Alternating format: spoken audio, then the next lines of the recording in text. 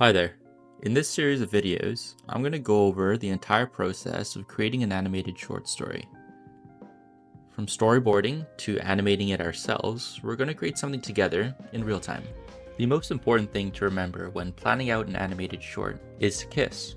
No, not like that, but to keep it simple, stupid. This means a couple of things. Keep it to only 1 to 2 characters and to one simple location. Doing so reduces the complexity, speeds up production, allows deeper character animation, keeps the story focused, and makes experimenting easier. The next is to have a clear beginning, middle, and end so that the story feels satisfying and feels complete and digestible. And last one, if we keep to the same 2 principles, keeping it simple and satisfying and digestible, it leaves room for adaptability and to make impromptu decisions. This is beneficial as it really allows us to show our artist's creative flair.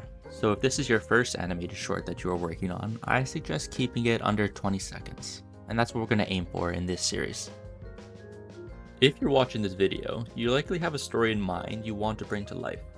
But for those who don't have one ready, try thinking of real life scenarios. Let's say you like to make toast in the morning. Why don't you try animating the bread, jumping out of the toaster, and then escaping to freedom? For me, I'm going to animate myself, or rather, I'm going to animate myself over a decade ago, drawing and seeing his own characters come to life. So let's keep this simple and plan this out.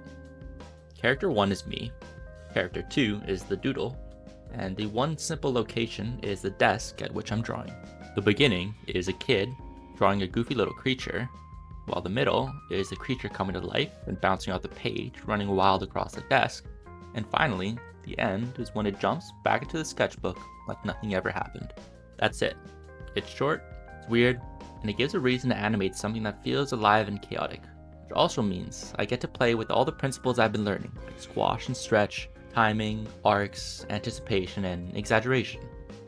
Super short, around 20 seconds total, and that's the plan anyway. So it's time to start sketching the ideas for our characters. For the kid, I'm keeping it really simple, something I won't dread redrawing 100 times.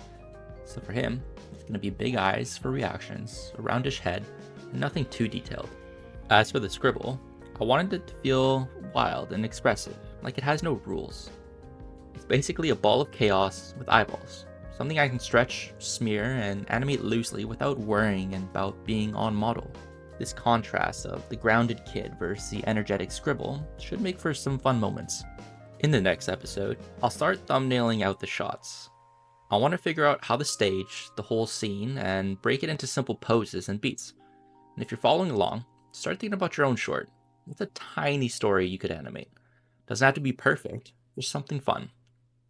Thank you so much for hanging out. I'm genuinely excited to see how this comes together, and I'll see you in part 2.